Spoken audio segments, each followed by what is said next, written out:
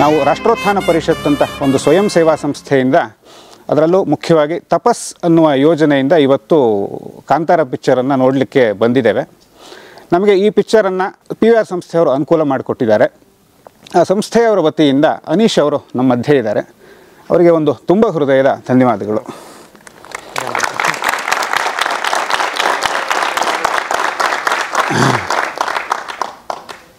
ಕಾಂತಾರ ಇದರೊಳಗೆ ಏನಿಲ್ಲ ಅಂತ ನನಗೆ ಚಿತ್ರ ನೋಡಿದಾಗ ಭಾಳ ಅನಿಸಿದ್ದು. ಈ ಚಿತ್ರವನ್ನು ನಾನು ನೋಡ್ತಾ ಇರೋದು 3ನೇ ಸಾರಿ. ಮೊದಲನೇ ಸಾರಿ PVR ಎಕ್ಸೆಲ್ನಲ್ಲಿ ಇಲ್ಲೇ ನೋಡಿದೆ, 2ನೇ ಸಾರಿ ಇನ್ನೊಂದು ಥಿಯೇಟ್ರು, 3ನೇ ಸಾರಿ ಇಲ್ಲೇ ನೋಡ್ತಾ ಇದ್ದೇನೆ. ಮೊದಲನೇ ಸಾರಿ ನೋಡಿದಾಗ ಅನಿಸಿದ್ದೇನು ಅಂದರೆ, ಒಂದು ಅತಿಮಾನುಷವಾದ ಪ್ರಯತ್ನ ಅಂತ, ನಮ್ಮ ಕನ್ನಡ ಇಂಡಸ್ಟ್ರಿಯಲ್ಲಿ ಅತಿಮಾನುಷವಾದ ಪ್ರಯತ್ನ, ಆಲ್ಮೋಸ್ಟ್ ಹಾಲಿವುಡ್ ರೇಂಜಿಗೆ ಆದಂಥ ಪ್ರಯತ್ನ ಅಂತ ಅನ್ನಿಸ್ತು. ಇನ್ನು ರಿಷಬ್ ಶೆಟ್ಟಿಯವರ ಪಾತ್ರದ ಬಗ್ಗೆ ಯೋಚನೆ ಮಾಡೋದಾದರೆ, ಕಥೆ ಬರೆದು ನಿರ್ದೇಶಕನಾಗಿ ನಟನಾಗಿ ಒಬ್ಬ ಸಾಮಾನ್ಯ ಮನುಷ್ಯನ ಇವರು ಅಂತ ಪಿಕ್ಚರ್ ಒಳಗೆ ಮಾತ್ರ ಅಲ್ಲ, ಪಿಕ್ಚರ್ ಹೊರಗೆ ಕೂಡ ಅನ್ನಿಸ್ತು. ಎಲ್ಲದೂ ಭಾಳ ಚೆನ್ನಾಗೇ ಇತ್ತು. ಆದರೆ ಒಂದು ಕೊರಗು ಭಾಳ ಕಾಡ್ತಾ ಇತ್ತು. ಏನು ಅಂದರೆ, ಪಿಕ್ಚರ್ ನೋಡಿ ವಾಪಸ್ ಹೋಗುವಾಗ ಬೇಡುತ್ತ ನಿಂದೆನು ಆರಾಧಿಪ ಅಂತ ಮೊದಲನೇ ಒಂದು ಭಾಗದಲ್ಲೂ ಆ ಹಾಡಿತ್ತು, ಕೊನೆಗೆ 2ನೇ ಇದರಲ್ಲೂ ಹೆಚ್ಚು ಕಮ್ಮಿ ಆ ಹಾಡಿದೆ.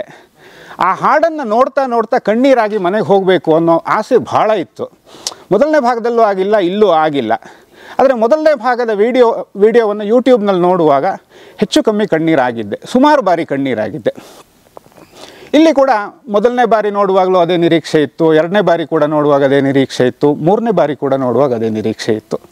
ಆದರೆ ಆಗಿಲ್ಲ. ಅದು ನನ್ನ ದೋಷವೂ ಇರ್ಬೋದು, ಗೊತ್ತಿಲ್ಲ.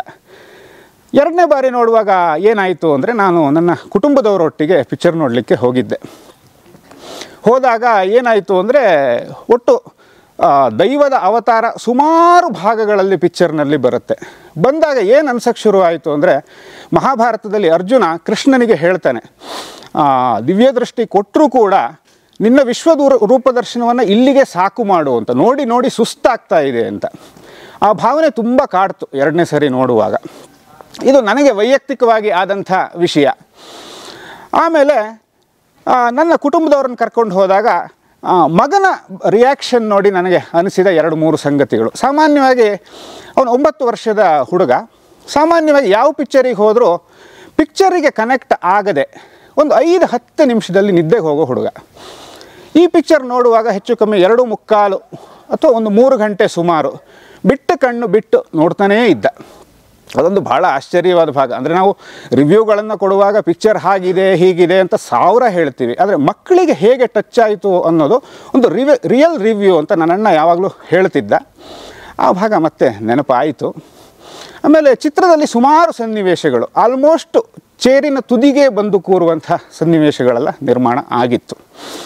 ಇದೆಲ್ಲ ಆಯಿತು. ಒಂದು ಖುಷಿಯಿಂದ ನಂದು ಒಂದು ಪರ್ಸ್ನಲ್ ಆದ ವಾಟ್ಸಪ್ ಬ್ರಾಡ್ಕಾಸ್ಟ್ ಗ್ರೂಪ್ ಇದೆ, ಅದರಲ್ಲಿ ಶೇರ್ ಮಾಡಿದ್ದೆ ಈ ಅನುಭವವನ್ನು.